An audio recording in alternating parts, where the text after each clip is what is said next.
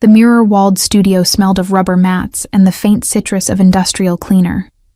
I adjusted the resistance bands hanging from their hooks for the third time that morning. A nervous habit I'd developed over 2 years of working at Elite Fitness. My reflection stared back at me, blonde hair pulled into a practical ponytail, navy athletic wear that had seen better days but still looked professional enough. The 5:30 a.m. slot was always quiet, just the hum of the overhead lights and the distant clank of weights from the main floor. My hands moved automatically through the morning routine, checking equipment, wiping down surfaces that were already clean, arranging clipboards in perfect alignment. This was my domain. Small, but mine.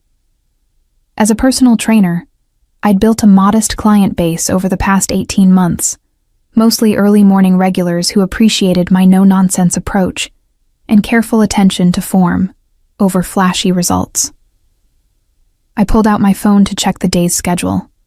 7 clients, back-to-back from 6 until 2. The usual faces, the usual goals. Mrs. Battaglia working on her post-surgery mobility. Young Paolo trying to bulk up for his upcoming wedding. The corporate executive who always arrived 10 minutes late and left 5 minutes early. And then, at the bottom of the list, a notation in Alessia's handwriting. New client, 6 a.m., Renato Mancini. Alessia says VIP treatment. VIP. The designation made my stomach tighten slightly. In my experience, VIP clients fell into 2 categories: genuinely wealthy people who were pleasant to work with, or entitled nightmares who thought their money bought them the right to disregard every professional boundary. I'd learned to brace myself for either possibility. The studio door opened precisely at 5:55 a.m., 5 minutes before his scheduled time. I turned from the weight rack, prepared smile already in place, and felt my professional greeting die in my throat. He was tall, easily 6'2", with dark hair that looked like it had been professionally styled even at this ungodly hour. The kind of face that belonged in cologne advertisements. All sharp angles and defined features that suggested both Italian heritage and expensive skincare. But it was his eyes that caught me, a pale gray that seemed to catalog everything in the room, including me, in a single sweep. His athletic wear was understated, but unmistakably expensive. No logos, just perfect tailoring that suggested custom work. Everything about him radiated controlled power, from his unhurried movements to the way he stood just inside the doorway, waiting to be acknowledged rather than demanding attention. "Mr. Mancini," I managed, my voice steadier than I felt. "I'm Giulia Ferretti. I'll be your trainer this morning." He nodded once, a precise movement that conveyed acknowledgement without excess. "Renato, please." His voice was deep, textured with an accent that suggested he'd grown up speaking Italian at home, but had perfected his English in expensive schools. The formality of his response somehow made the space between us feel smaller. I gestured toward the assessment area, a corner of the studio with a desk and 2 chairs. "Let's start with some basic information. Health history, current fitness level, and your goals." As a trainer, I'd learned to read bodies the way mechanics read engines, looking for the tells that indicated how someone moved through the world. Renato walked with perfect posture, weight distributed evenly, no favoring of one side. Either he'd never been injured, or he'd been taught to hide weakness so thoroughly it had become second nature. He sat in the chair I indicated, and I took my place behind the desk, pulling out the standard intake form. My hands were steady as I clicked my pen, falling into the familiar rhythm of professional assessment. "Any current injuries or medical conditions I should know about?" I began, checking boxes as he answered. "No. Previous experience with strength training or athletics? Some boxing, years ago." His answers were economical, offering exactly what was asked and nothing more. I continued through the questionnaire, noting his responses in the margins. No medications, no dietary restrictions. Sleep schedule regular. The picture that emerged was of someone who took care of himself, with the same precision he seemed to apply to everything else. "All right," I said, setting down my pen. Last question. What's your goal? It was the question I asked every new client, the foundation upon which I'd build their program. Some wanted weight loss. Others sought muscle gain. Many just wanted to feel better, to move through their days with less pain and more energy. The answer told me not just what they wanted, but how seriously they took the process. Renato leaned back slightly in his chair, and for the first time since entering the studio, something shifted in his expression. Not quite a smile, but a softening around his eyes that suggested genuine amusement. A date with you. The words landed in the quiet studio like a stone dropped into still water. I felt heat flood my face, that telltale burn of embarrassment that had plagued me since childhood. My mind went completely blank for 3 full seconds before my professional training kicked in. I stood abruptly, the chair scraping against the floor with an ugly sound. I'm sorry, Mr. Mancini, but I don't think this is going to work out. Let me have Alessia reassign you to one of our male trainers. I apologize. He stood as well, his movements unhurried despite my obvious agitation. That was inappropriate. I'd like to continue with you as my trainer if you're willing. Professionally. I should have said no. Every instinct screamed at me to pass him off to Marco or Giuseppe, to remove myself from what was clearly going to be a complicated situation. But there was something in his tone, a sincerity that seemed at odds with the audacity of his opening statement. Professionally, I repeated, making it both a condition and a warning. Professionally, he confirmed. I sat back down slowly, pulling the intake form toward me with fingers that trembled slightly. Then, let's try this again.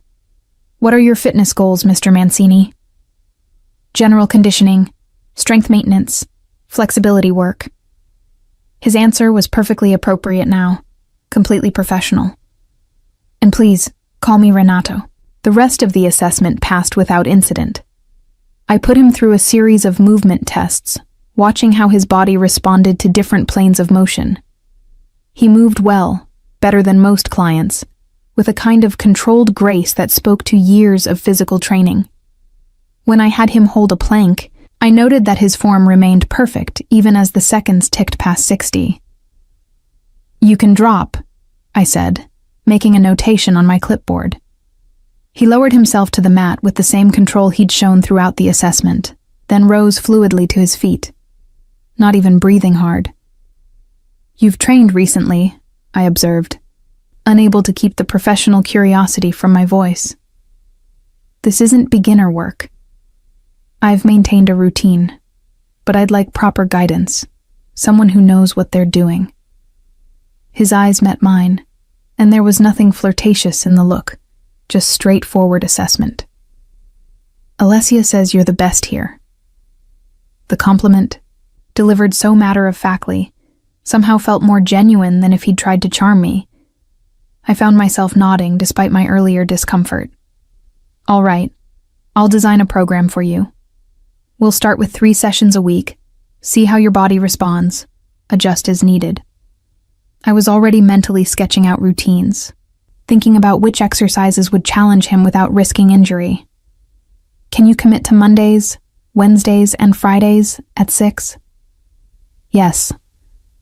The simplicity of his agreement, the lack of negotiation or excuses, marked him as different from most clients who inevitably had scheduling conflicts or wanted to start with just 1 session a week. Then I'll see you Wednesday. I extended my hand, keeping everything professional. Thank you for your patience with the reassessment. His handshake was brief, firm without being aggressive. Thank you for giving me a second chance. After he left, I stood in the empty studio for a long moment, staring at the intake form with his information. Renato Mancini. Age 33. Emergency contact left blank. The address he'd listed was in the old waterfront district, the part of the city where historic buildings had been converted into luxury lofts that I could never afford, even if I saved for a decade. Alessia appeared in the doorway, her dark eyes bright with curiosity. So, how'd it go with the VIP? He asked me out, I said flatly. Her eyebrows shot up. In the first 5 minutes? In the first 5 minutes. And I almost kicked him out. But he apologized and we finished the assessment. I gathered up my papers, not meeting her gaze. He's scheduled for Monday, Wednesday, Friday at 6. Alessia leaned against the doorframe, a knowing smile playing at her lips. You know he specifically requested you, right? Came in last week, watched you training Mrs. Battaglia, asked Chiara at the desk who you were, then signed up for a premium package on the spot. Something fluttered uncomfortably in my chest. That's kind of creepy. Or kind of romantic, Alessia suggested. Rich, handsome, clearly interested. You could do worse. I'm not interested in dating clients, I said firmly, a rule I'd established early in my career. It's unprofessional and complicated. Everything worth having is complicated, Julia. Before I could respond, my next client appeared in the hallway, and I gratefully turned my attention to work that made sense, to goals that could be quantified and achieved through simple effort and consistency. But as I guided Mrs. Battaglia through her mobility routine, I found my mind drifting back to gray eyes and an opening line that had been simultaneously the most inappropriate and most honest thing anyone had said to me in months. Wednesday arrived with the same pre-dawn darkness I'd grown accustomed to over 2 years of early morning shifts. I'd spent the past 48 hours trying not to think about Renato Mancini, which meant I'd thought about little else. I'd designed his program 3 times, each iteration more professionally distant than the last, determined to prove that I could handle this situation with complete professionalism. At 5:55 a.m., he walked through the studio door with the same precise punctuality he'd shown at our first meeting. This time I was ready, clipboard in hand, program printed out, every detail of the next hour planned to eliminate any possibility of personal interaction beyond what was absolutely necessary. Good morning, Renato. I kept my voice crisp, professional. We'll start with a dynamic warm-up, then move into compound movements. I want to establish your baseline strength before we progress to more complex programming. Good morning, Julia. His response was equally professional, but there was something in the way he said my name that made it feel less formal than it should have. I'm ready. The session proceeded exactly as I'd planned. I demonstrated each exercise, watched his form, made corrections when necessary. He followed instructions with the same focused precision he'd shown during the assessment, never questioning my choices, never trying to show off or push beyond what I'd prescribed. What I hadn't anticipated was how exhausting it would be to maintain professional distance with someone who seemed to occupy space differently than other clients. I found myself hyper-aware of proximity, of the moments when I needed to adjust his form, of the sound of his breathing as he moved through each set. By the end of the hour, I was more mentally drained than physically tired, which made no sense at all. Excellent work, I said, checking off the final exercise on my clipboard. Friday will increase the intensity slightly. Your recovery time suggests we can push a bit harder. He nodded, accepting the towel I offered. Thank you. That was it. No flirtation. No reference to his opening line from Monday. Just professional courtesy and departure. Friday followed the same pattern, then the next Monday, and Wednesday, and Friday again. 3 weeks passed, and Renato Mancini became simply another client in my schedule, distinguished only by his unusual consistency and the quiet intensity he brought to every session. Except he wasn't quite like other clients, in ways I couldn't quite articulate. It started small. On a Thursday morning, I mentioned to Mrs. Battaglia that the cafe down the street had finally perfected their cappuccino, that I'd been craving one all week, but kept forgetting to stop before work. The next morning, Friday, there was a cappuccino waiting at the front desk with my name on it. Chiara claimed someone had dropped it off anonymously. 2 weeks later, I complained to Alessia about the broken cable machine in the corner of the studio, how management kept promising to fix it, but never followed through. The following Monday, a brand new cable machine stood in its place. When I asked Chiara what had happened, She just shrugged and said someone had made an anonymous donation to the gym's equipment fund. Small things kept appearing. A book I'd mentioned wanting to read left in my locker. My favorite protein bars mysteriously restocked in the trainer's pantry after I'd mentioned they were sold out everywhere. Nothing expensive enough to be alarming, nothing that crossed any obvious lines, but a pattern of attention that felt both flattering and unsettling. I couldn't prove it was Renato. He never mentioned any of it, never sought credit or acknowledgement. During our sessions, he remained perfectly professional, responding to my instructions with the same focused attention he'd shown from the beginning. But I noticed things too. The way he remembered details I'd mentioned in passing weeks earlier, how his schedule never conflicted with our sessions, even when I knew from Alessia that he ran multiple businesses and should have been drowning in obligations. The fact that he never canceled, never arrived late, never cut a session short. "He's into you," Alessia declared one afternoon as we cleaned the studios after the last clients had left. Like, seriously into you. "He's a client," I replied automatically, wiping down a bench with more force than necessary. "That's all." "A client who's been training with you for 2 months and hasn't so much as looked at another trainer. A client who shows up for every single session like clockwork. A client who—" "Hasn't asked me out again," I interrupted. "He made one inappropriate comment on the first day, apologized, and has been completely professional ever since." Alessia gave me a look that suggested I was being deliberately obtuse. "Julia, the man is clearly waiting for you to give him a signal that you're interested. He's not going to push because you shut him down hard the first time." "Good, because I'm not interested." The lie tasted wrong in my mouth, but I couldn't quite bring myself to examine why.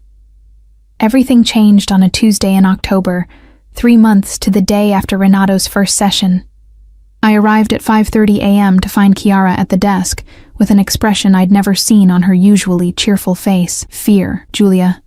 There were men here looking for one of your clients," she said quietly, glancing toward the main entrance as if expecting them to return.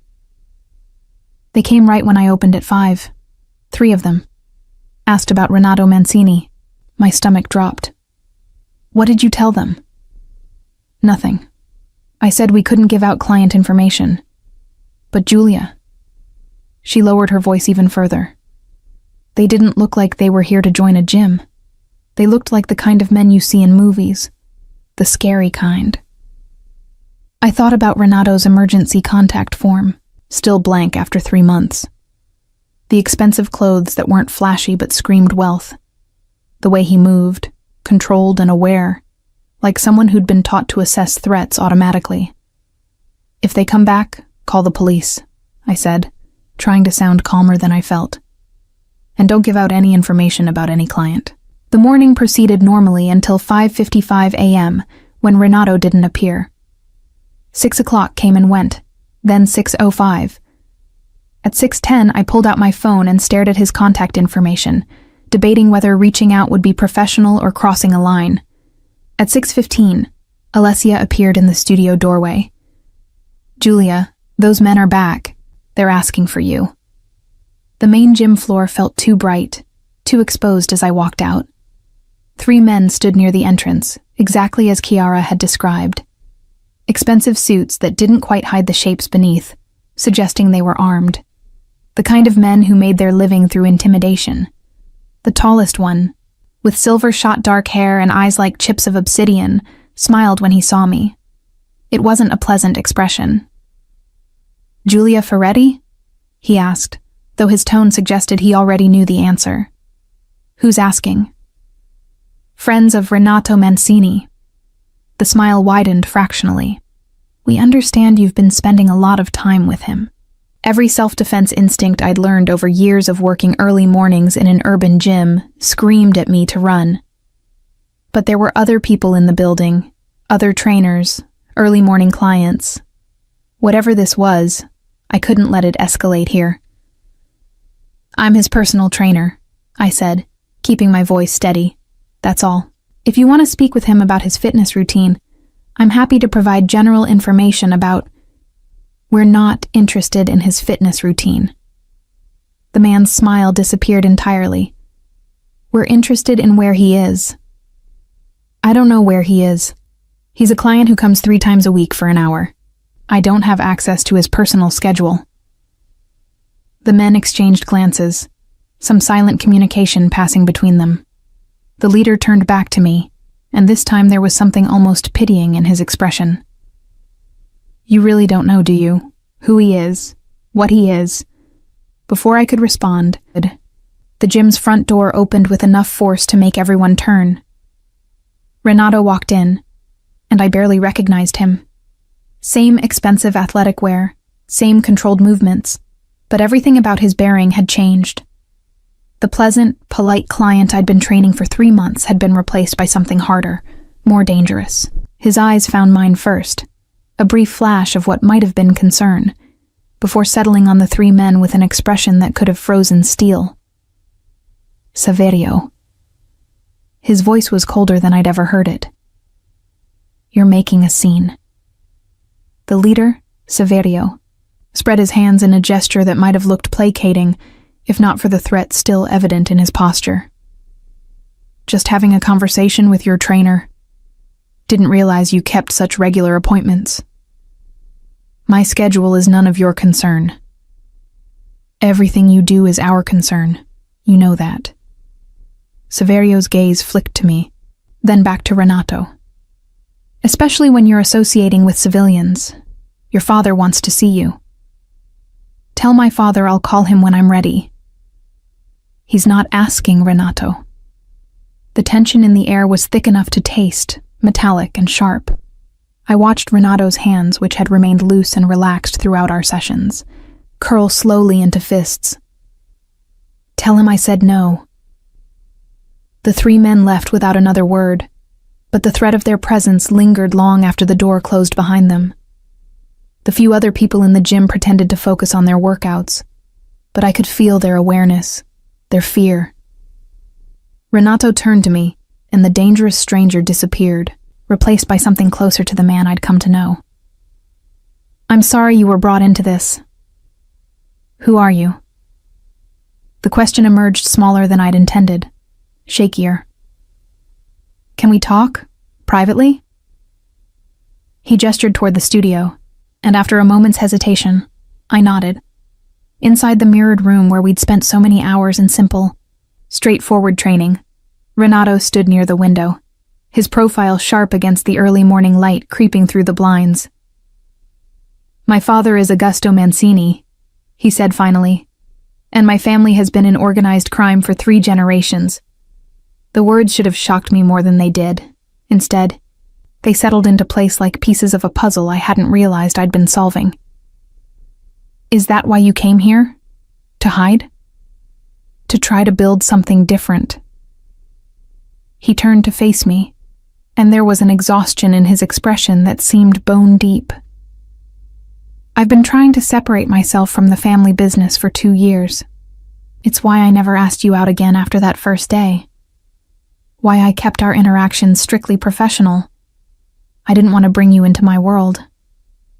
Too late for that, apparently. I know, and I'm sorry. He moved closer, but stopped well before entering my personal space. Those men won't bother you again. I'll make sure of it, but I think it's best if I find another gym. Another trainer.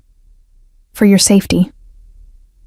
The thought of him leaving, of never seeing him again, created an unexpected hollow feeling in my chest. Is that what you want? No. The answer was immediate, honest. But what I want doesn't matter compared to keeping you safe. I thought about 3 months of perfectly professional sessions, of small kindnesses delivered anonymously, of a man who'd shown up consistently, who'd respected every boundary I'd set, who'd asked for nothing beyond an hour of my professional time 3 mornings a week. What if I don't want you to go? His expression shifted, surprise and something warmer breaking through the careful control. Julia, I'm not saying I want to date you. I'm not saying anything beyond this. You're my client. You've been respectful. and I don't make professional decisions based on threats from criminals. My hands were shaking, so I crossed my arms. If you want to leave for your own safety, or because you've decided you want a different trainer, that's your choice. But don't leave because of them. You don't understand what you're saying. What being associated with me could mean. Then explain it to me. He did. Over the next 30 minutes, as the gym slowly filled with early morning clients and trainers preparing for the day, Renato told me about growing up in a family where violence was currency and loyalty was everything. About his attempts to build legitimate businesses, to create distance from operations he wanted no part of. About the constant pressure to return, to accept his role as eventual heir to an empire he despised. I thought if I could just stay away long enough, keep my head down, they'd eventually accept that I'm out, he finished. But my father sees that as weakness. And now that Saverio knows about you, now what? Now they know where to apply pressure. His jaw tightened. I'm sorry, Julia. I never should have involved you in this, even indirectly. I should have been terrified. Maybe I was, underneath the strange calm that had settled over me. But I was also angry at men who thought they could intimidate me in my own workplace, at a system that gave Renato no choice but to hide who he was, at the unfairness of finding myself caring about a client I'd tried so hard to keep at professional distance. I need time to think about this, I said finally. About what it means, what I'm comfortable with. But Renato, I meant what I said. Don't let them make your decisions for you. He nodded slowly, something like hope flickering in his gray eyes. Friday? Same time? Friday, I confirmed. Same time. After he left, I stood in the studio for a long time, watching my reflection in the mirrors and wondering when exactly I'd started lying to myself about my feelings for Renato Mancini. Renato didn't show up Friday, or the following Monday, or Wednesday. By the time Friday rolled around again, a week since our conversation in the studio, I'd convinced myself he'd made the smart decision to disappear from my life. It was better this way, safer. Exactly what I'd claimed I wanted from the beginning. Professional distance, clear boundaries, no complications. The hollow feeling in my chest suggested my body disagreed with my mind's assessment of the situation. I was running through the checklist for my 6 a.m. client when Alessia appeared in the doorway, her expression unreadable. "Package for you at the desk," she said, "from your missing VIP."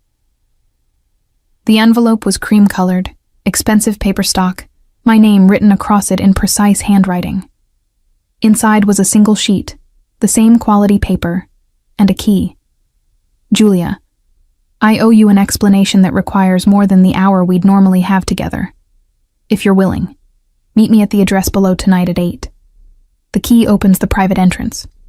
If you choose not to come, I'll understand, and I'll arrange for a different gym. The choice is entirely yours. Renato below." His name was an address in the waterfront district, the same neighborhood he'd listed on his intake form. I stared at the note for so long that Alessia finally cleared her throat. "So, what does it say?" "He wants to meet. Tonight." I turned the key over in my palm, heavy and cold. "To explain. Are you going to go?" The smart answer was no. The safe answer was no. Every piece of professional training I'd ever received screamed no. "I don't know," I admitted. By the time 8 o'clock arrived, I'd changed my clothes 3 times, vacillating between something professional, because this wasn't a date, something casual, because I didn't want to seem like I was trying, and something in between, because I had no idea what I was doing. I settled on jeans and a simple sweater, pulled my hair into a ponytail, and drove to the waterfront district with my phone's GPS guiding me through streets that became progressively nicer the closer I got to the water. The building was a converted warehouse, all exposed brick and enormous windows. The kind of place featured in architecture magazines, where a single unit probably cost more than I'd make in 5 years. The private entrance Renato had mentioned was around the side, a discreet door that the key opened smoothly. The elevator inside was small, intimate, with only one button. It carried me up 3 floors and opened directly into a loft that took my breath away. Floor-to-ceiling windows overlooked the harbor, the city lights reflected in dark water. The space was open, minimalist, with furniture that looked both comfortable and expensive. But what caught my attention was the kitchen island, where Renato stood chopping vegetables with the same precise attention he brought to exercise form. He looked up when the elevator opened, and something in his expression softened when he saw me. "You came. You sent a key and a cryptic note." My curiosity outweighed my common sense. I stepped into the loft, hyper-aware of the click of the elevator closing behind me, of being alone with him in his private space for the first time. "I'm making dinner," he said, gesturing to the ingredients spread across the marble counter. "Nothing fancy. Pasta, vegetables, simple proteins."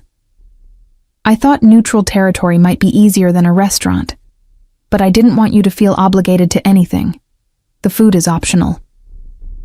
The thoughtfulness of the arrangement, the way he'd anticipated my concerns about meeting him alone, made something warm unfurl in my chest. "I could eat," I admitted. He smiled then, a real smile that transformed his face from handsome to something approaching devastating. "Good, because I've been told I make decent carbonara." I perched on one of the stools across from him, watching as he moved through the cooking process with the same focus he brought to everything. The domesticity of it was jarring, this glimpse of a life he kept carefully separate from the criminal empire he was trying to escape. "Tell me about it," I said finally, "about growing up in that world." He was quiet for a long moment, adding pasta to boiling water, adjusting the heat beneath a pan of vegetables. When he spoke, his voice was measured, like he was choosing each word carefully. "My grandfather came to this country with nothing. He built a network through the Italian community, providing services banks wouldn't, protection police couldn't or wouldn't offer. By the time my father took over, it had evolved into something bigger, darker. Money laundering, protection rackets, strategic violence when necessary. And you?" "I was groomed for it from birth. Private schools during the day, lessons in the family business at night.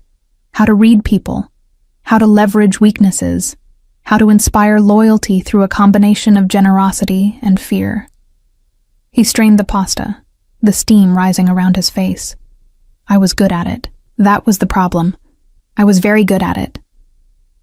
There was something almost like grief in his voice, for a version of himself he'd tried to leave behind. What changed?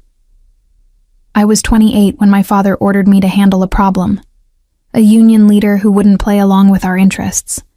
The plan was intimidation, nothing more. But it went wrong." He plated the pasta with steady hands. "A man died, not by my hand, but under my watch. And I looked at my father, waiting for some sign that we'd crossed a line, that this was different. But it wasn't. It was just business." He set a plate in front of me, the food arranged with the same precision he brought to everything. The carbonara looked and smelled perfect, but I couldn't bring myself to eat yet. I started separating my money from the family's, building legitimate businesses, real estate mostly, investments in companies that weren't fronts for anything. It took me 2 years to get clean enough that I could even consider walking away. But you didn't walk away. I tried. 6 months ago, I told my father I was out, that I'd maintain family loyalty in the sense that I'd never testify, never cooperate with law enforcement, but I was done with the operations. He finally sat down across from me, his own plate untouched. He said I could have a year, to prove I could build something worthwhile on my own. If I failed, I'd come back to the fold. And if you succeeded, then he'd accept my decision, in theory. Renato's expression suggested he didn't quite believe it. But 6 months into that year, I walked into a gym at 5:30 in the morning because I couldn't sleep, and I saw you training an elderly woman with more patience and care than I'd seen anyone show anything in my entire life. The shift in topic caught me off guard. Mrs. Battaglia, I watched you correct her form 3 times, so gentle she smiled each time instead of being frustrated. And I thought, I want someone like that in my life, someone who approaches the world with that kind of careful attention. My face heated, that familiar burn of embarrassment mixing with something warmer. So you asked me out in the first 5 minutes of our first session. So I completely destroyed any chance of you taking me seriously. He smiled ruefully. I spent the next 3 months trying to prove I could respect your boundaries, that I could be worthy of your time, even just professionally. The cappuccinos, the equipment donations, the books. I wanted you to know you were noticed, but I didn't want to push. You'd made your position clear. He finally picked up his fork, twirling pasta absently. And then Saverio showed up at the gym, and I realized I'd failed at the one thing that mattered. Keeping you separate from all of this. We ate in silence for a few minutes. The carbonara was, as promised, excellent.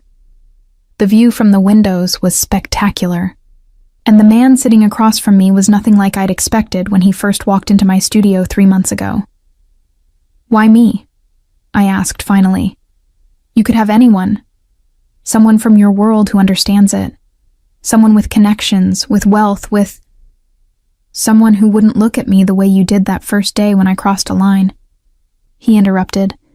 Someone who wouldn't demand better from me simply by existing with such clear principles.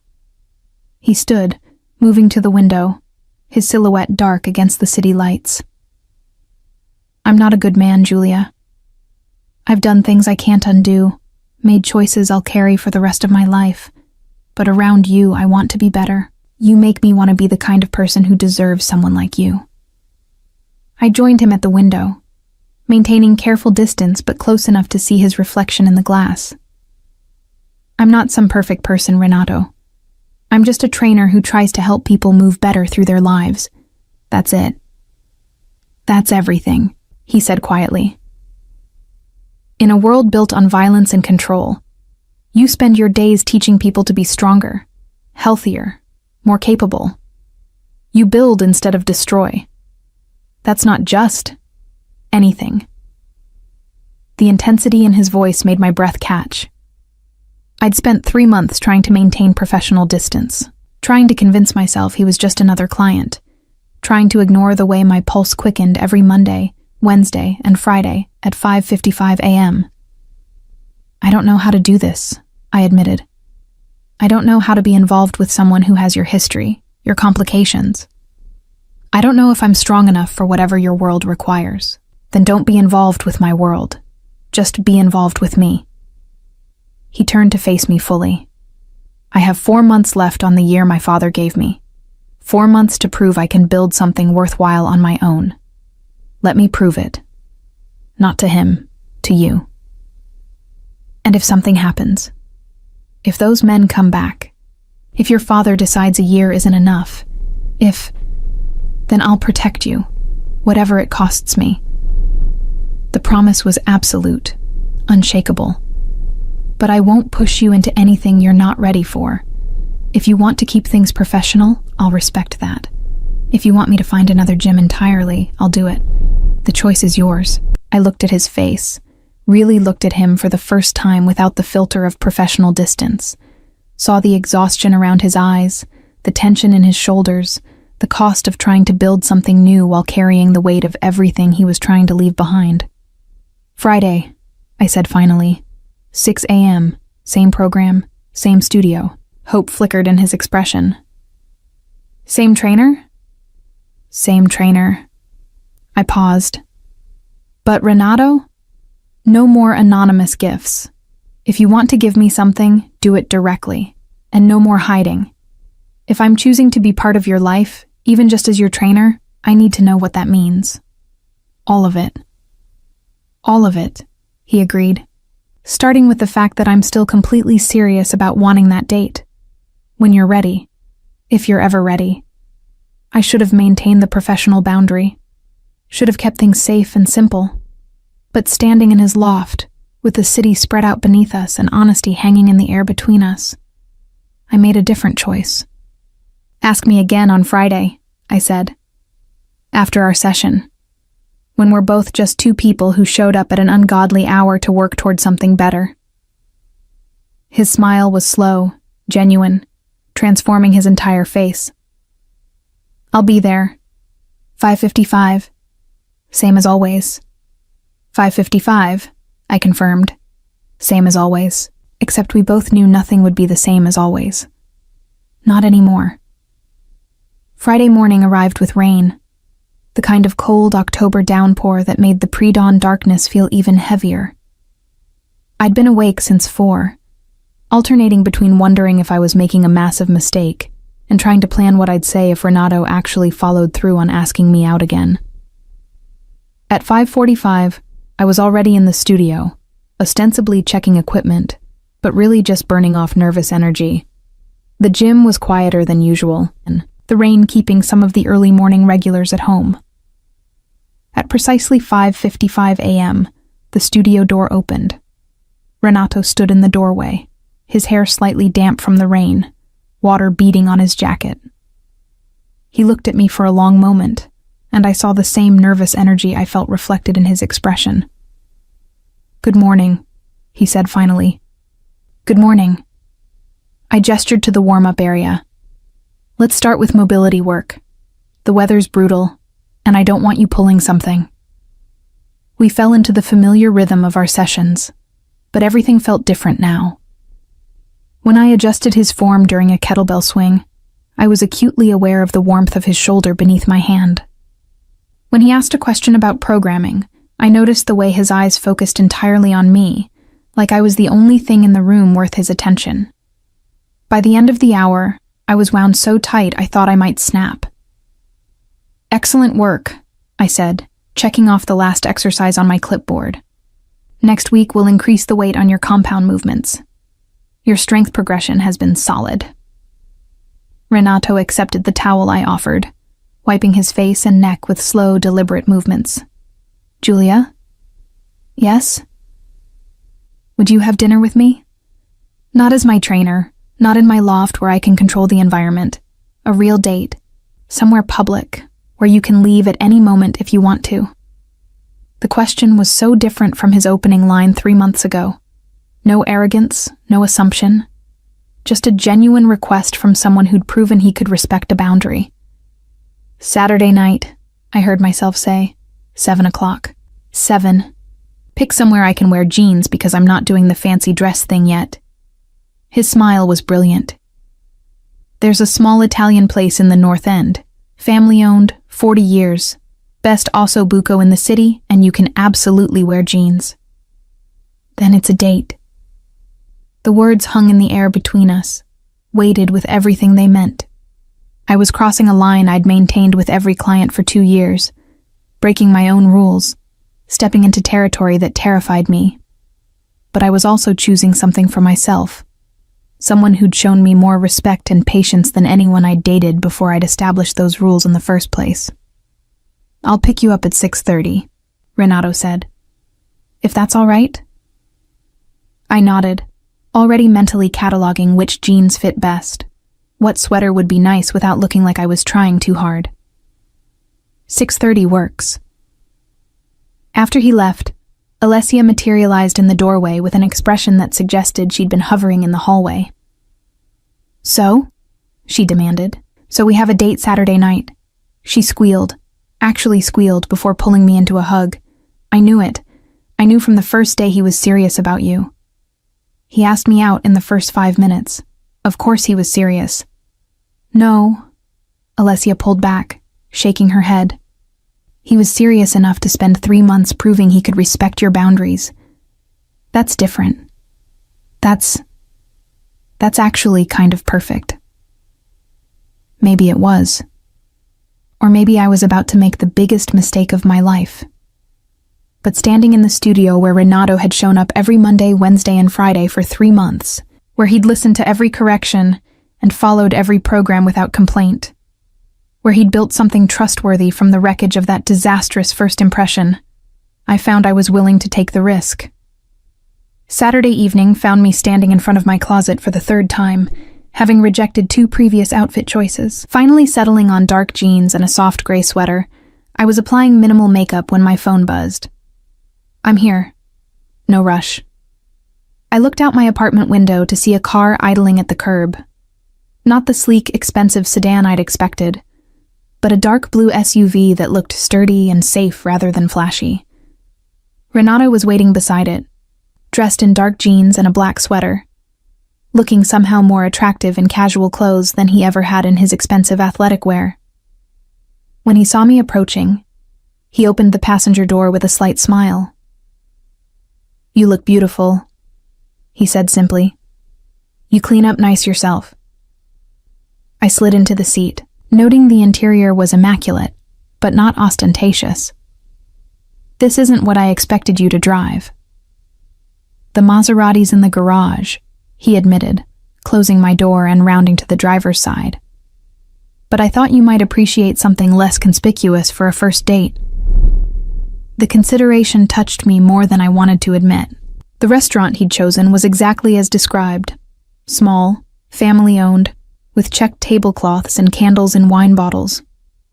The kind of place where the owner greeted Renato by name and kissed both his cheeks before showing us to a corner table. "You're a regular here," I observed after we were seated. "My grandmother used to bring me here when I was young. Before." He gestured vaguely. "Before everything got complicated. The owner's daughter married my cousin. They're good people." Good people in his world, I noted. People who knew what his family was, but saw something beyond it. We ordered wine, appetizers, and I let Renato recommend the ossobuco he'd promised. As we waited for food, the conversation flowed more easily than I'd anticipated. He asked about my path to personal training, and I found myself telling him about my grandmother, who'd emphasized the importance of strength and health after watching her own mother deteriorate from preventable conditions. She used to say that taking care of your body was the first act of self-respect, I said, tracing the rim of my wine glass. That you couldn't take care of anyone else if you didn't take care of yourself first. Wise woman. Renato's expression was thoughtful. My grandmother said something similar. She believed that real strength was knowing when to fight and when to walk away. Did she know about the family business? She was the one who started it. His smile was sad. Back when it was just helping new immigrants, before it evolved into what it became. She died thinking she'd built something to protect our people. I'm glad she didn't live to see what it turned into. The food arrived, and it was as excellent as promised. We ate and talked, and I found myself relaxing in a way I hadn't expected. Renato was funny when he let himself be, with a dry sense of humor that emerged when he wasn't maintaining careful control. He asked questions and actually listened to the answers, remembered details from conversations we'd had during training sessions. By the time dessert arrived, I'd almost forgotten the circumstances that had brought us together. Almost. "Can I ask you something?" I said, setting down my fork. "Anything." "Why personal training? Of all the ways you could have spent your time during this year your father gave you, why choose to work with a trainer 3 mornings a week?" He considered the question seriously, swirling the wine in his glass. "Because it was the opposite of everything I'd known. In my father's world, strength means domination, control, making people fear you enough to do what you want." He looked up, meeting my eyes. "But watching you train people, I saw a different kind of strength. You push people to be better, but you do it by building them up, not breaking them down. That's what I wanted to learn. How to build something instead of just maintaining what already existed through force." The insight into his motivation made my chest tight. "And did you learn it?" "I'm still learning. But yes, I think so. My real estate company turned profitable last quarter. Legitimately profitable. And I have 5 employees who trust me because I treat them fairly, not because they're afraid of me." He reached across the table, his hand stopping just short of mine. "I'm not there yet, but I'm closer than I was 3 months ago. I close the distance, letting my fingers brush against his. For what it's worth, I think you're doing better than you give yourself credit for. His hand turned, palm up, an invitation rather than a demand. I placed my hand in his, feeling the calluses that had developed from months of training, the strength tempered by gentleness. "Come home with me," he said quietly. "Not for. I just don't want this evening to end yet. We can sit on the balcony, watch the city, talk more. I'll have you back whenever you say." I should have said no. First date, professional boundaries, all the rules I'd established for good reason, but I found myself nodding instead. "Okay, but Renato, I need to be home by 11. I have early clients tomorrow." 11. I promise. The drive back to his loft was quiet, comfortable. When we arrived, he led me out onto the balcony I'd glimpsed during my first visit. The rain had stopped, leaving the city washed clean and glittering beneath a clearing sky. He brought out wine and a blanket, settling us into comfortable chairs positioned to overlook the harbor. We talked about everything and nothing, favorite books and terrible movies, and the places we'd each want to travel if time and money weren't considerations. At 10:45, Renato checked his watch and stood. "I promised 11. I should get you home." I stood as well, reluctant to end the evening despite my early morning. "Thank you. For tonight. For all of it. Thank you for giving me a chance." He stepped closer, and I could smell his cologne. That same subtle scent I'd noticed during our very first session. "Can I see you again? Outside of the gym?" "Yes." The answer came without hesitation. "Yes, I'd like that." "And at the gym? Monday morning?" "Monday morning, 5:55, same as always."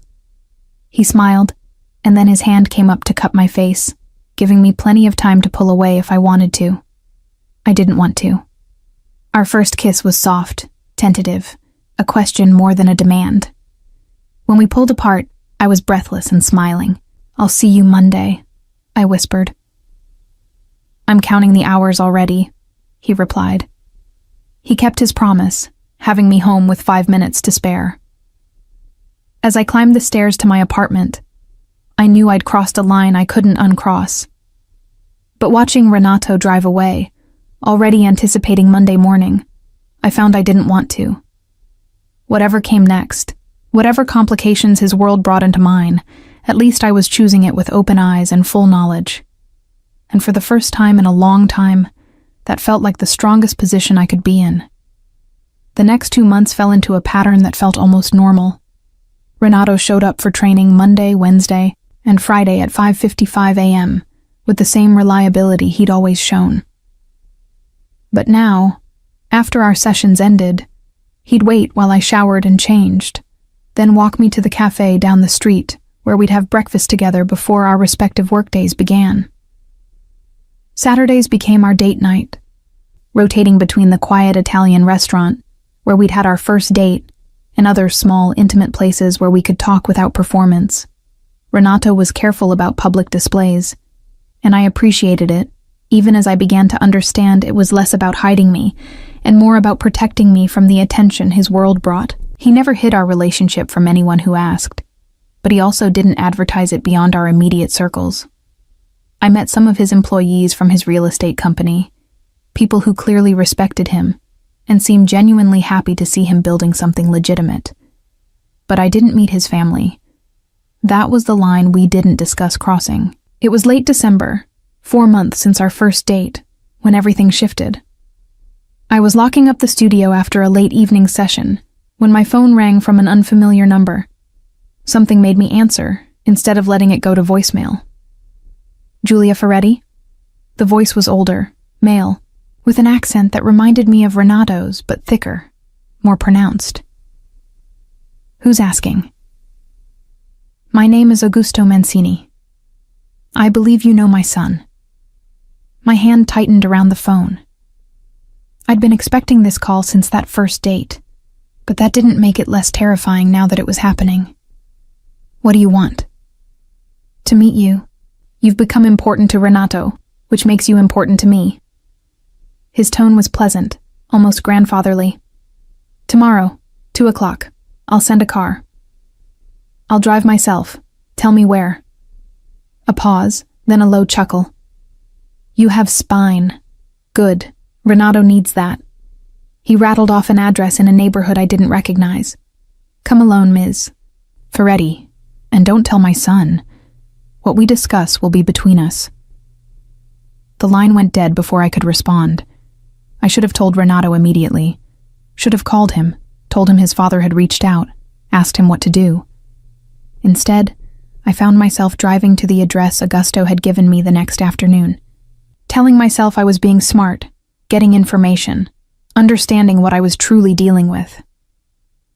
The building was an old social club in the Italian North End, the kind of place with a discreet entrance and no windows facing the street. Inside, it was dimly lit, smelling of cigar smoke and expensive leather. An older man in a suit that probably cost more than my car gestured me toward a private room in the back. Augusto Mancini sat behind a large wooden desk, and the family resemblance was unmistakable. The same sharp features, the same gray eyes, but with an edge of hardness that Renato had learned to soften. Ms. Ferretti, thank you for coming. He gestured to a chair across from him. Please, sit. I sat, keeping my spine straight and my expression neutral. What do you want to discuss? My son, his experiment with legitimate business, and you. He steepled his fingers, studying me with the same intensity I'd seen in Renato. Tell me, do you love him? The directness of the question caught me off guard. I care about him. That's not what I asked. I met his gaze steadily. With respect, Mr. Mancini, my feelings for your son are between him and me. His expression shifted, something like approval flickering across his features. You're stronger than I expected. Good. He'll need that in the months ahead. What do you mean? Renato's year is almost up. In 3 weeks, he'll have to make a choice. Come back to the family business, or walk away permanently. Augusto leaned forward. I'm a man of my word, Ms. Ferretti. If he's built something worthwhile, I'll honor his decision. But I need to know he's thought it through, that he understands what he's giving up. He understands perfectly. He's made his choice. Has he? Has he told you what working for me really means? The protection, the network, the resources? Augusto's voice was almost gentle. Or has he only told you about the violence, the danger, the moral compromises? I said nothing, and he continued. My son is talented, Ms. Ferretti. More talented than he wants to admit. The businesses he's built in a year, the employees he's retained, the profits he's generated. He did all that while carrying the weight of knowing he could fail, knowing I was watching, waiting for him to stumble. Augusto's expression was almost proud. Imagine what he could do with the full resources of the family behind him, what we could build together. He doesn't want that. He thinks he doesn't want it. But deep down, he's still my son, still drawn to the power, the control, the ability to shape outcomes. Augusto stood, moving to a window that overlooked the street. And when someone threatens what he loves, that part of him will surface. The part that knows exactly how to eliminate threats permanently. Is that a threat? Against me? No. He turned back to face me, and his expression was surprisingly sincere. It's a warning, not from me, but about what being with my son truly means. He can leave the family business, but the blood doesn't wash off. The instincts don't disappear. The first time someone threatens you, you'll see who he really is, and you'll have to decide if you can live with that man. The words settled over me like cold water. Why are you telling me this? Because I'd rather you walk away now than break his heart later. Or worse, Get him killed trying to protect you with one foot in my world and one foot out. Augusto returned to his desk, pulling out a folder. There are people who don't want Renato to succeed at leaving, people who see it as weakness, as betrayal. They're waiting for him to fail, to give them an excuse to bring him back forcibly. He slid the folder across the desk. Inside were photographs. Me leaving the gym. Me at the cafe with Renato. Me at my apartment. All taken from different angles, by different photographers. These are from associates of mine, documenting Renato's activities as requested. But there are others watching, Ms. Ferretti. Others who would use you to hurt him, to force him back into the fold. Augusto's expression was grave. If you truly care about my son, you'll consider whether your presence in his life makes him stronger or more vulnerable. And I closed the folder, fighting to keep my hands from shaking. Did you bring me here hoping I'd break up with him? I brought you here hoping you'd understand what you've chosen, that you'd either commit fully or step away cleanly. He sat back down, and for a moment, looked almost tired. I've seen too many people hurt because they were caught between worlds they didn't understand. I don't want that for you. And despite what you might think, I don't want it for my son either. What do you want for him? To be happy. To be safe. To have the life he chooses. Augusto's smile was sad. But I'm also a pragmatist. And I know that the life he wants may not be the life he's capable of sustaining. Not because he lacks ability, but because the world he was born into doesn't let people go easily. I stood, needing to end this conversation before it completely unraveled my composure. Thank you for the warning, Mr. Mancini, but I'll make my own decisions about what I can or can't handle. I expected nothing less. He stood as well, extending his hand. For what it's worth, I hope you prove me wrong. I hope my son finds the peace he's looking for, and that you're strong enough to stand beside him while he claims it. I shook his hand briefly, then left before he could say anything else that would make me question everything I thought I knew. That evening, Renato showed up at my apartment unannounced, his expression thunderous. You met with my father. Not a question. I stepped aside, letting him in. How did you know? Because he told me. Called me an hour ago to say he'd had a very interesting conversation with my girlfriend, and that I'd chosen well. Renato's hands were clenched at his sides. Julia, you can't just meet with him alone. He's dangerous, manipulative. I know what he is. He made that very clear. I crossed my arms. He also made clear what being with you means. The danger, the complications, the fact that people are watching me to get to you. Renato's expression shifted from anger to something closer to fear. What did he say to you? I told him everything, watching his face grow progressively darker. When I finished, he was silent for a long moment.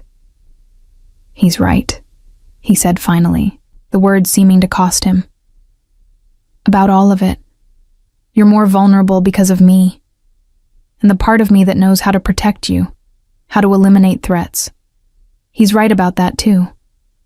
I know. You know. He looked at me incredulously. You know, and you're still here? I'm still here because I've spent 5 months watching you build something good. Because I've seen you choose patience over force, respect over domination. Because I believe the man you're becoming is stronger than the man you're leaving behind. I stepped closer. But I need you to be honest with me. All the way honest. No more protecting me from information I need to make informed choices. Julia. I mean it, Renato. If we're doing this, if I'm choosing to be part of your life knowing what it means, then you don't get to hide things from me to keep me safe. We make decisions together, or we don't make them at all. He stared at me for a long moment, and I could see the war playing out behind his eyes. The instinct to protect fighting against the need to respect. Together, he agreed finally. But that means you have to tell me when my father contacts you. when anyone from that world reaches out. Because I can't protect you if I don't know what threats exist. Deal. We stood there in my small apartment, and I realized this was a turning point. Not just in our relationship, but in how we'd navigate the complicated space between the life Renato was building and the world he was trying to leave behind. 3 weeks, he said quietly. In 3 weeks, I have to give my father my final answer. And what will you tell him? That I'm out, completely, permanently out. He pulled me close, his arms solid around me. But he was right about one thing. The moment I make that official, everyone who's been waiting to see if I'd fail will make their move. It's going to get dangerous before it gets better. Then we'll be dangerous together, I said against his chest, feeling his heartbeat steady and strong beneath my ear. He pulled back enough to look at me, and there was something fierce in his expression. I love you. I should have said it before now, but I love you, and I promise you, whatever happens, I will keep you safe. I love you too, I whispered, the words both terrifying and liberating. And I promise you, whatever happens, I won't let you face it alone. The kiss that followed was different from any we'd shared before. Not tentative or gentle, but claiming and desperate, like we were both trying to prove we were strong enough for what was coming. We had 3 weeks until Renato's deadline. 3 weeks to prepare for the war that was coming. 3 weeks to prove that the life he was building was worth fighting for. And I intended to use every single day of it to make sure we were ready. The next 2 weeks passed in a strange state of heightened awareness. Renato increased his training sessions to 5 days a week, and I designed programs focused on functional strength and defensive movements without explicitly stating why. He never said he was preparing for a fight, but we both knew what the extra conditioning meant. He also introduced me to 2 of his employees who weren't employees at all, but security specialists he'd hired to watch over both of us.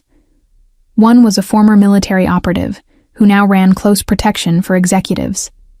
The other was a woman who'd worked in private intelligence, and now helped Renato's legitimate businesses avoid corporate espionage. This is what I can afford without my father's resources, he explained as we sat in his loft one evening.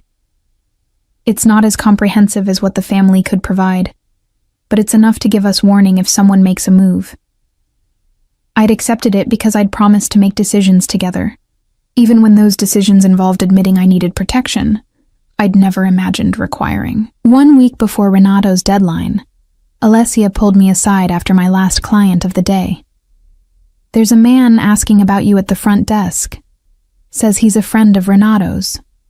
Her expression was worried. But Julia, he doesn't look like Renato's kind of friend.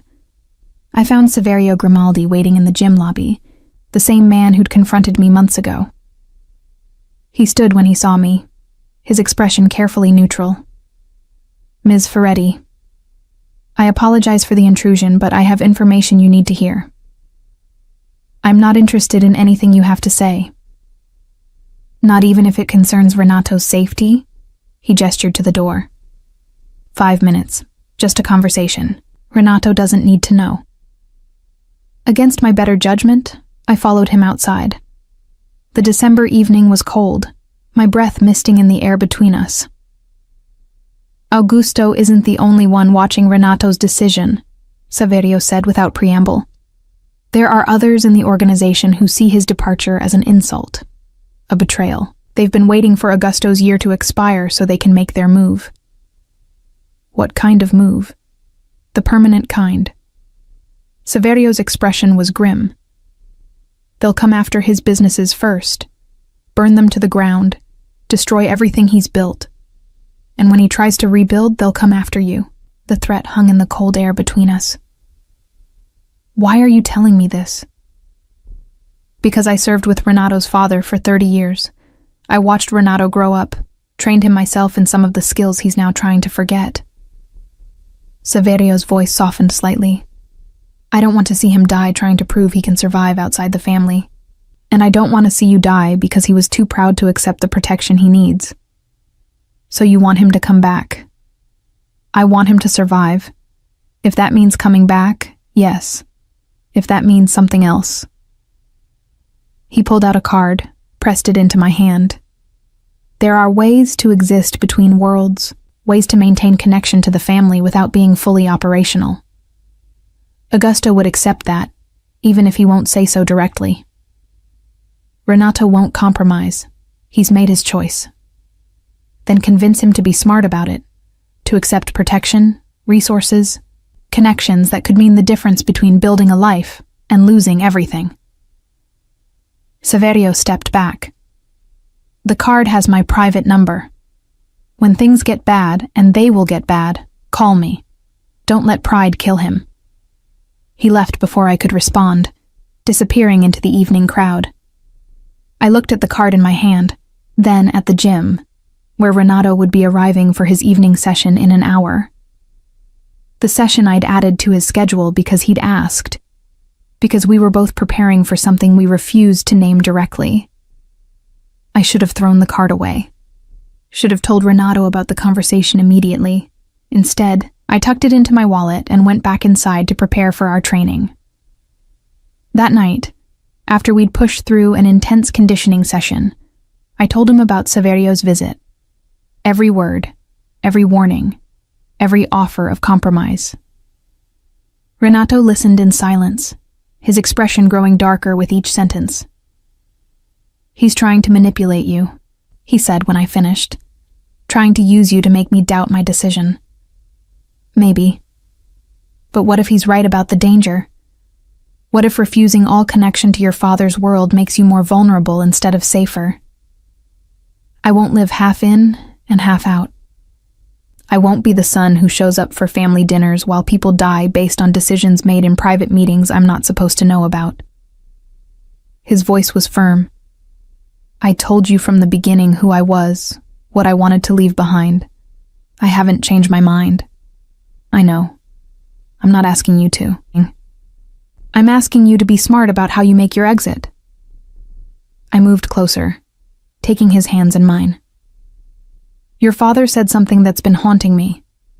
That people caught between worlds get hurt. What if there's a way to leave that doesn't require burning every bridge? There isn't. Not with men like the ones Saverio represents. They see any compromise as weakness, any connection as an obligation they can exploit. He pulled me close. I love you for trying to find a middle path, but some situations don't have one. 5 days before the deadline, Renato's real estate office was vandalized. Not destroyed, just damaged enough to send a message. Windows broken, files scattered, computers smashed. The security footage had been professionally disabled. 2 days later, one of his properties was targeted with arson. The building was empty, scheduled for renovation, so no one was hurt. But the message was clear. They could reach his businesses anytime they wanted. The night before his deadline, Renato and I sat on his balcony, watching the city lights flicker in the darkness below. Tomorrow I tell my father I'm out. Completely, permanently out. His voice was steady, but I could feel the tension in his body. And then whatever happens, happens. I'll be with you, whatever comes. No. He turned to face me, his expression resolute. Tomorrow you take a few days off work. Go visit your aunt in Vermont, the one you mentioned months ago. Get away from the city until things settle. Absolutely not. Julia? No, Renato. We decided together, remember? I don't get to make unilateral decisions about your safety, and you don't get to make them about mine. I cupped his face in my hands. I'm staying. We face this together. He searched my eyes, and whatever he saw there made him nod slowly. Together. The next morning I opened the gym at 5:30 a.m. as always. I'd told myself I would maintain normal routines, that giving in to fear meant they'd already won. But when 5:55 came and went without Renato appearing, my heart began to race. At 6 bars, my phone rang. Julia. His voice was tight, controlled. Don't react. Act like this is a normal conversation. Okay. I kept my voice steady, moving toward my office where I'd have privacy. There are 3 men parked outside your gym. They've been there since 5. I don't think they're planning to come in. Just making sure you know they're watching. Should I call the police? And tell them what? 3 men are legally parked on a public street? His frustration was evident. I'm 2 blocks away with my security team. I'm coming to the gym, we're doing a normal session, and then I'm taking you to my father's office where I'm making my formal declaration. He'll have to enforce your safety after that, regardless of what the others want. Is that how it works? It's how it works in my father's world. Once I make this official, you're under his protection whether he likes it or not. Family rules. An hour later, Renato and I walked into the same private club where I'd met Augusto months earlier. This time, the main room was full. Men in expensive suits, some I recognized from photographs Renato had shown me, others who were new, but carried themselves with the same dangerous authority. Augusto sat at the head of a long table, and when he saw us enter together, something like resignation crossed his face. Renato, Ms. Ferretti. He gestured to 2 empty chairs. Please, sit. I'll stand. Renato's voice carried across the room. This won't take long. The room went silent, every eye fixed on us. 1 year ago, you gave me a choice, Renato began. Build something legitimate and prove I could survive outside the family operations, or come back into the fold. I've spent that year building 3 profitable companies, employing 15 people who depend on me for their livelihoods, and creating something I'm proud to put my name on. He pulled out a folder, set it on the table. Financial statements, employee contracts, property holdings. Everything you asked me to prove. I've met every condition you set. Augusto opened the folder, scanning the documents with an expression that revealed nothing. You have, he agreed finally. You've succeeded beyond what I expected, so I'll keep my word. You're out, Renato, completely. No obligations to the family business beyond the loyalty of blood. A murmur ran through the room, some surprised, others clearly angry. However, Augusto continued, his voice cutting through the noise, your departure comes with conditions. You will maintain no operations in territories controlled by any of our associates. You will not cooperate with law enforcement in any capacity, and anyone who chooses to associate with you does so, knowing their outside family protection. He looked at me then, and his expression was almost apologetic. Including Ms. Ferretti. No. Renato's voice was hard. She's under family protection. That's non-negotiable. She's not family. Then I'll make her family. Renato pulled a small box from his pocket, and my heart stopped. He turned to me, and despite the room full of dangerous men watching us, his expression held only love and determination. Julia Ferretti, I love you. I want to build a life with you, a real life outside all of this. Will you marry me? The proposal was both genuine and strategic, I realized. Making me family meant I fell under the same protection his blood afforded, protection even the dissenting members of this organization would have to respect. But as I looked at his face, at the hope and fear mixed in his expression, I knew the strategy didn't matter. What mattered was that he'd chosen me, chosen us, chosen the life we could build together over the power his father offered. Yes, I said clearly, loudly enough for everyone in the room to hear. Yes, I'll marry you. He slid the ring onto my finger and it fit perfectly. Of course it did. Renato never did anything without careful attention to detail. Augusto stood slowly, and the room went silent again. My son is engaged. His fiancée Bouncy is now under family protection until such time as they marry, at which point she becomes a Mancini, and is protected as such permanently. His gaze swept the room, landing on faces I couldn't read. Any violation of this protection will be considered a personal insult to me. Are we clear? Nods around the room, some reluctant, others accepting. Then this meeting is concluded. Renato, Ms. Ferretti, stay a moment. The room cleared quickly, men filing out with backward glances at us. When the door closed, leaving just the three of us, Augusto's formal expression softened slightly. "That was well played," he said to Renato, using marriage to force my hand. "It wasn't just strategy. I love her." "I know." Augusto looked at me. "Ms. Ferretti, you understand what you've agreed to? You're marrying into a family that will never be fully separated from its history. Renato can build legitimate businesses, live a clean life, but the name Mancini carries weight in certain circles. That will follow you both." "I understand. And you're choosing it anyway." "I'm choosing him. Everything else is just context." Something that might have been approval flickered in Augusto's expression. "Then I wish you both well. Truly. My son has found something I couldn't give him, a reason to be more than what he was raised to be." He extended his hand to Renato, and after a moment's hesitation, Renato shook it. "Be happy," Augusto said quietly. "Build the life you want. But know that if you ever need the resources I can provide, you need only ask.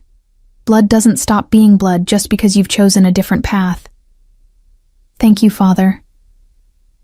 It was the first time I'd heard Renato call him that, and the weight of it hung in the air between them. We left the club together, Renato's hand firm in mine, the ring on my finger catching the afternoon sunlight. His security team fell into position around us, a reminder that while we'd won this battle, the war wasn't entirely over. But as we drove back to the gym where we'd first met, where he'd asked me out in the first 5 minutes and I'd almost kicked him out, where we'd built something real over months of early morning training sessions, I felt something settle in my chest. We'd chosen each other. Everything else we'd figure out together. 3 months later, we married in a small ceremony at the Italian restaurant where we'd had our first date. Alessia was my maid of honor, and Renato's best man was one of his employees from the real estate company, a former accountant who'd taken a chance on a business with a questionable owner and found it was the best decision he'd ever made. Augusto attended, along with several family members who'd accepted Renato's departure with varying degrees of grace. But the majority of guests were people we'd chosen. Friends from the gym, Renato's employees, the woman who owned the cafe where we had breakfast. People who represented the life we were building, not the one we were leaving behind. As I walked down the aisle in a simple dress that suited me better than any elaborate gown, I caught Renato's eye and saw everything I needed to see reflected there. Love, commitment, the promise of a future we'd build together, one day at a time. When we said our vows, I promised to be his strength when he needed it, to push him to be better the way I did in our training sessions, to never let him settle for less than what he was capable of becoming. He promised to show up for me the way he had every Monday, Wednesday, and Friday for over a year. To respect my boundaries, even as he challenged me to expand them. To build a life worthy of the faith I'd shown in choosing him. We kept those promises. 6 months after the wedding, Renato's real estate company went public, the stock price exceeding all projections. A year after that, we opened a second office in Boston. He hired more employees, built more buildings, created more distance between himself and the world he'd left behind. I continued training at Elite Fitness, but we also opened a small private facility where we worked together, me designing programs and Renato handling the business side. It wasn't grand or flashy, but it was ours. We had our first child 2 years after the wedding, a daughter with my eyes and Renato's stubborn determination. Watching him hold her for the first time, seeing the wonder and fear in his expression, I knew we'd made the right choice. And every Monday, Wednesday, and Friday at 6 a.m., before the baby woke, before the day's chaos began, we'd meet in our home gym for an hour, just the two of us, moving through routines that had become second nature, building strength together the way we had from the beginning. Sometimes he'd catch my eye between sets and smile, that same smile he'd given me when I told him to ask me out again after our session, when we were just two people showing up at an ungodly hour to work towards something better. "What's your goal?" I'd ask, repeating the question that had started everything. And he'd always give the same answer, the one that had terrified and thrilled me in equal measure. A life with you, today, tomorrow, and every day after. And somehow, against all odds and despite every complication his world had brought into mine, we'd built exactly that.